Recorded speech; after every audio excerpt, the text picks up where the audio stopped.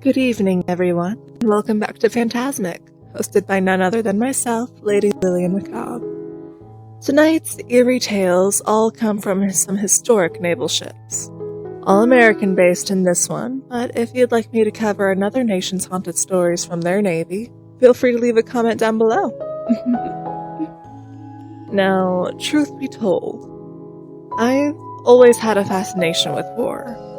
Not that I think war is good for anyone on any side, but the tales that arise, the casualties, and the story of each life, not just the atrocities or the better side of human nature shining through. It's a bit hard to explain, for me at least, but I suppose the part that fascinates me is how human it is to forget that we're all human. Well, okay, maybe not all of us, seeing that I'm a demon, but still, my point still stands. Just because some guy in power says that somehow, some way, some humans are intrinsically better than others, that doesn't make that statement any less true. We are all still human. Now, since I can't really discuss the topic of war without bringing current events up, my only statement about what's going on with Ukraine and Russia is as follows. And for once, I hope my mom is watching this one to hear me say this. No one wins in a war. Russia never signed into the Geneva Convention, so of course we hear of the absolutely heinous shit that they've been doing and will continue to do because, quite frankly, they've all been fed propaganda. But war fought in such a dirty way cannot be handled as cleanly as the rest of us outside the mess may hope or think. Ukraine is not entirely innocent. They can't be, but that will not stop me from siding with them, as they at least have been trying to show humanity throughout this whole ordeal. When human lives are the playing pieces for some politician's stupid, incredibly fucked up game, no one wins. Now then, my opinion piece on the matter out of the way. No, I will not be taking further questions. I said what I said and I meant it. Let's just get into our haunted ships, yeah? Our first stop was heavily recommended in all my searches, and honestly, once I stumbled on this article, I understood why and just had to discuss it with you all tonight. Known as the Grey Ghost, this haunted ship certainly gives meaning to its nickname. But the stinging truth is that this ship is the USS Hornet. I don't think I can do this ship's history much justice, so I'll just dive right into the article and let their words take it from here. Paranormal enthusiasts who have never actually experienced a ghostly event may get their first chance aboard the USS Hornet.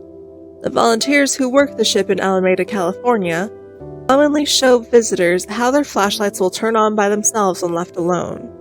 But flashlights are just the beginning. The Hornet e12 is one of the most storied ships in American military history. Built after the start of World War II, it was a U.S. Navy workhorse for the most important campaigns of the war, serving in the fights for New Guinea, Palau, the Marianas, and the Philippines, just to name a few. It just didn't end with the war. The Hornet returned to action in South Vietnam during the Vietnam War and was used to recover command modules and crews during the Apollo program, including the crew that first landed on the moon in 1969. A ship that earned 9 battle stars in World War II is going to carry its share of combat casualties. But the ship also lost an estimated 300 sailors to accidents and suicides throughout its service history. During its tenure, it had one of the highest suicide rates in the Navy. People are still dying by suicide aboard the Hornet, even though it's now a museum ship. For those who believe in this kind of thing, it's no wonder that the Hornet is considered the most haunted ship in the Navy, and one of the most haunted places in America.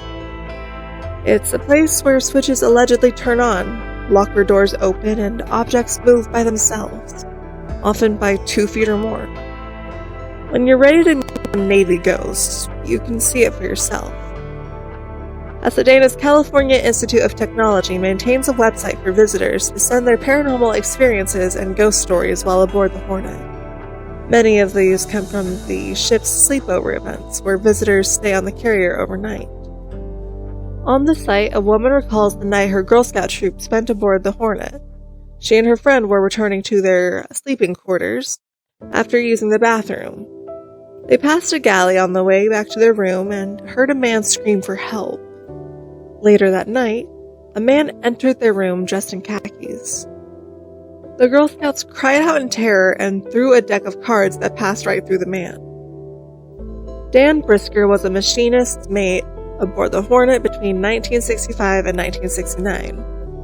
He was detailed to fire control, which required him to spend his watch in the ship's fire rooms.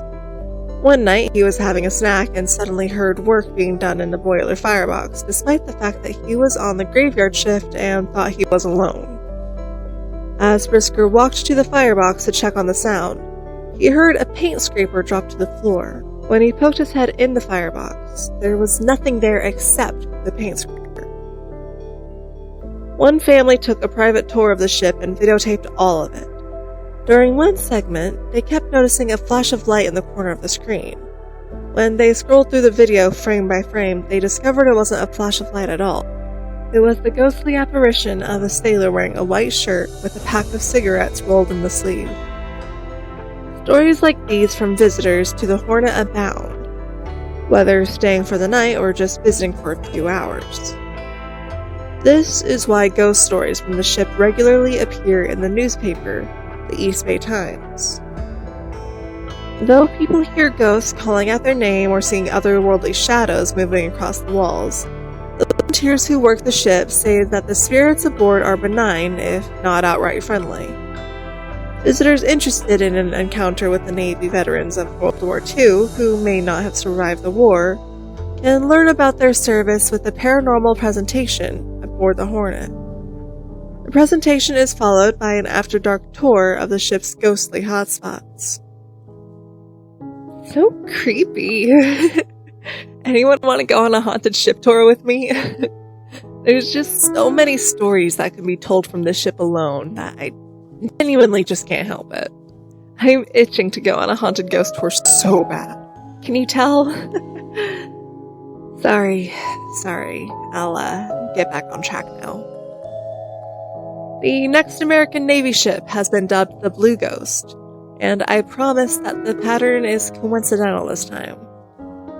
However, the USS Lexington does have its connections to the USS Hornet.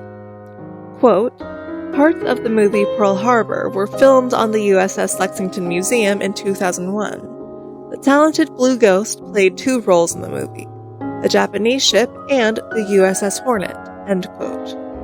Isn't that neat? But that's not the history you're here for, is it? Very well then. You've been patient with me this far. Allow me to share the tales of the Blue Ghost herself. There's a reason why people have called the Lexington Museum on the Bay one of the most haunted places in America. There are things that cannot be explained on the decommissioned World War II aircraft carrier, including ghostly touches and shadowy figures roaming the decks. Charles Rusty Russell, director of operations and exhibits, said the museum receives hundreds of reports of supernatural activity each year. Among the most famous sightings are a sailor dressed in uniform helping lost guests find their way back to the deck, and a sailor in the engine room giving a lecture on how the turbines work before vanishing into thin air. There are too many accounts that there has to be something to it, said Steve Manta, the museum's executive director. Russell said he has experienced several supernatural occurrences during his 26 years of working on the ship. I've always been a skeptic, but there's some things I've seen and you just can't explain, he said. The museum official said one of his best ghost stories involved losing 6 pen caps over the course of 5 weeks. Quote, I always use a ballpoint pen, and over the course of about a few weeks, I lost about 6 pen caps off my desk. The day I lost the 6th pen cap, I turned over my office looking for them. My office was spotless by the time I was through looking and never found them. It wasn't until I returned to my office the next morning that I found all 6 pen caps laying side by side right in front of my computer keyboard. Russell said that no one has ever been hurt by the ghosts on the ship. If anything, all of the occurrences have been playful, not menacing. Renee Moreda, the museum's education coordinator, said officials have heard from security officers who heard running in the hangar bay around 3 a.m. The damage control officer said he didn't see anything on security cameras and went to see what the noise was coming from, he said. That was when he witnessed shadow figures running in chaos. The officer never came back. Bill Miller, volunteer and paranormal tour guide at the Lexington, said he believes what officers are witnessing at night are sailors running for cover after a torpedo attack hit the ship in Hangar Bay 3. They're constantly doing the same thing over and over again, maintaining the ship. He said of the ghosts he suspects roam the ship. This was their home and they didn't want to go anywhere else. The World War II aircraft carrier was one of the oldest working carriers in the United States when it was decommissioned in 1991, according to the museum's website. Commissioned in 1943, she set more records than any other Essex-class carrier in the history of naval aviation. The ship was the oldest working carrier in the United States Navy when decommissioned in 1991. An Essex-class carrier, the Lexington was originally named the USS Cabot. During World War II, final construction was being completed on Massachusetts' Fore River Shipyard when word was received that the original carrier named USS Lexington, a CV-2, had been sunk in the Coral Sea. The new carrier's name was changed to Lexington. After training maneuvers and a shakedown cruise, the carrier joined the 5th Fleet at Pearl Harbor. The fleet was established on April 26, 1944, and was the Central Pacific Force. During World War II, the carrier participated in nearly every major operation in the Pacific Theater and spent a total of 21 months in combat. Her planes destroyed 372 enemy aircraft in the air and 475 more on the ground. She sank or destroyed 300,000 tons of enemy cargo and damaged an additional 600,000 tons. The ship's guns shot down 15 planes and assisted in downing 5 more, according to the museum's site. The Japanese reported that the Lexington sunk no less than 4 times. Yet, each time she returned to fight again, leading the propagandist Tokyo Rose to nickname her the Blue Ghost. The name is a tribute to the ship and the crew and the air groups that served aboard her. After the war, the Lexington was briefly decommissioned from 1947 to 1955. When reactivated, she operated mostly with the 7th Fleet out of San Diego, California. The vessel was kept offshore ready to be deployed during tensions in Formosa, Laos, and Cuba. Are you interested in seeing if Lady Lex is really haunted? Well, now you can. You don't want to take a normal tour. You want to take a paranormal tour. Okay? Take a paranormal tour of spaces around the ship that have reported sightings or activity. From the engine room to the upper decks of the aircraft carrier. See for yourself if there's something to the ghostly tales. Visitors interested in participating in the ghost tour can contact the sales office to schedule their arrival time after 5 p.m. The cost is $50 per person, and participants must be 18 years and older. If touring the World War II aircraft carrier is not enough to have you convinced, the museum offers an overnight experience for anyone interested in serious ghost hunting. A group of 8 can investigate the ship using their own methods and equipment at night when the ship is closed to the public. The investigation will begin with a briefing by the ship's paranormal investigator, who will guide you to the sites of frequent anomalies. The command center will be in the ship's galley area, but you choose where to set up your remote investigative equipment. Paranormal investigators are asked to bring their own flashlights. Guests can reserve their group tour at the sales office. I will link that in the description below. The cost is $75 per person and $25 per guide. Participants must be 18 years and older. Is it weird if I feel a bit of a kinship with this aircraft carrier simply because of the nickname Lady Lex? Because, not to alarm anyone, but I kinda do. I mean, it's a haunted ship, and I love ghost stories. And we're both ladies? I mean, come on. This ship could be a long-lost sister of mine. Oh god, I hope that joke didn't go on for too long. I'm sorry for my terrible humor. I'll get back to the spooky, scary stuff. Our final ghostly encounter for the evening takes us aboard the USS The Sullivans. To offer a couple of fun facts before I delve into the ship's stories. Quote, the Buffalo Naval and Military Park's decommissioned Fletcher-class destroyer DD-537 was the largest and most important class of U.S. destroyers used in World War II. Named after the 5 brothers from Waterloo, Iowa, who died together aboard the USS Juno CL-52 in November 1942. USS The Sullivans was the only ship in the Navy to be named after more than one person. On board, you'll see what it was like to serve as a tin can sailor along with 310 of your shipmates. She's also a place for reflection and remembrance to the 5 brothers who died together.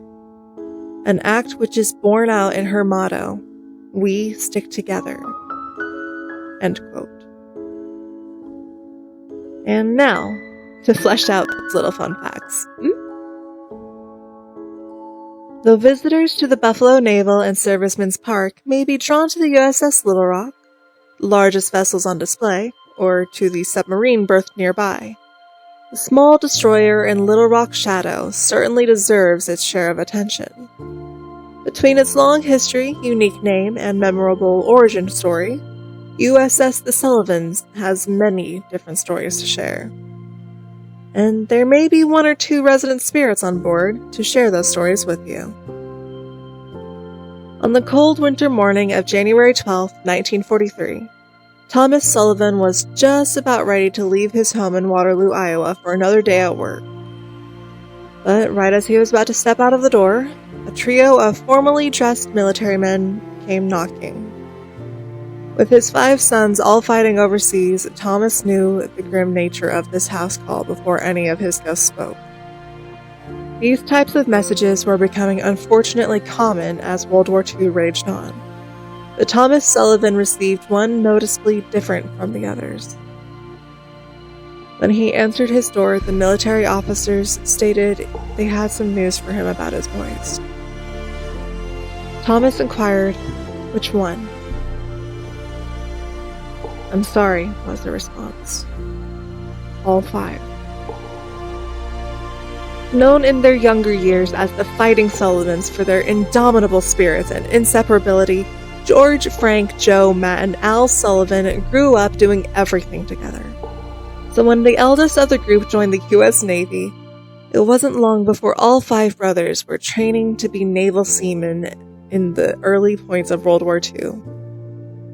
The 5 requested assignments to the same ship to keep them together, and although the U.S. Navy had rules against such things, they weren't often enforced.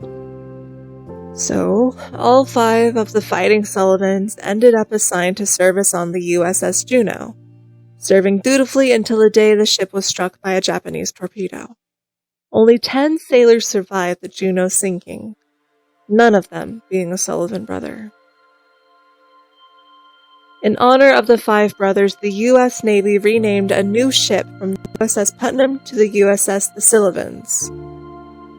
The destroyer launched in April 1943 and was training off Pearl Harbor by December. She served as a carrier defender in the Battle of Kwajalein in 1944. God, I hope I pronounced that correctly. And in Operation of Hailstone shortly after.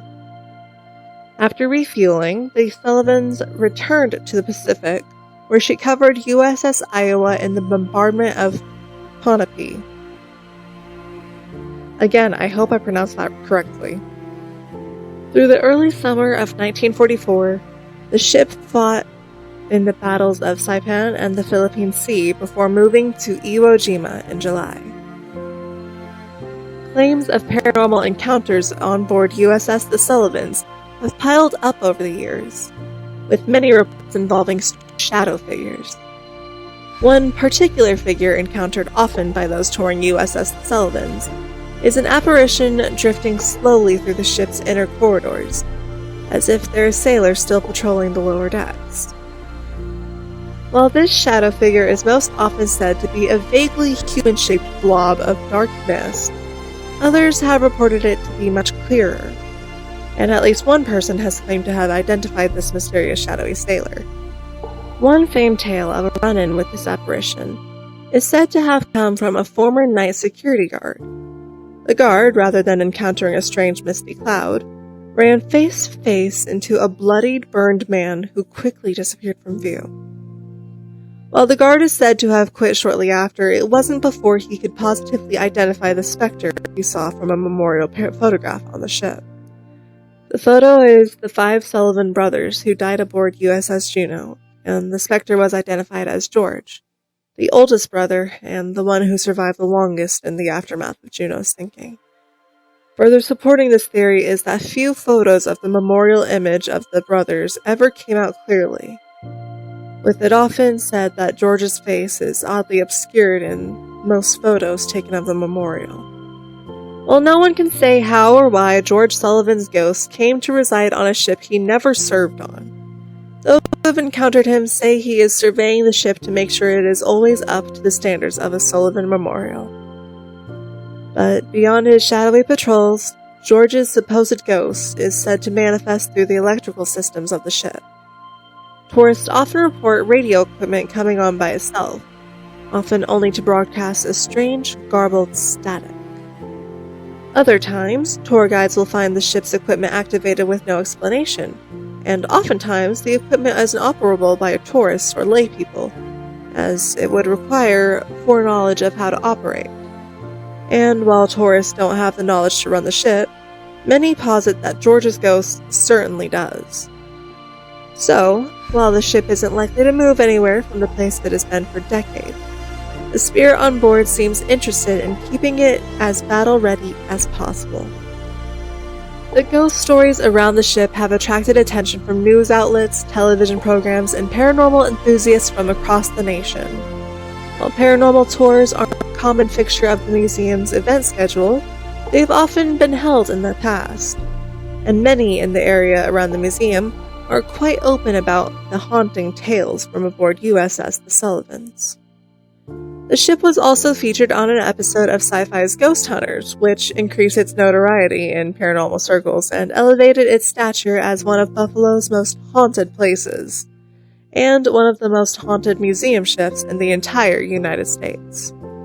So, while the Sullivans' name first entered the history books as the casualties that helped instigate the sole survivor policy of later wars, their name endures today, thanks to both the well-maintained museum ship that bears their name, and the legends that have been built around the ship over its years in Buffalo Harbor.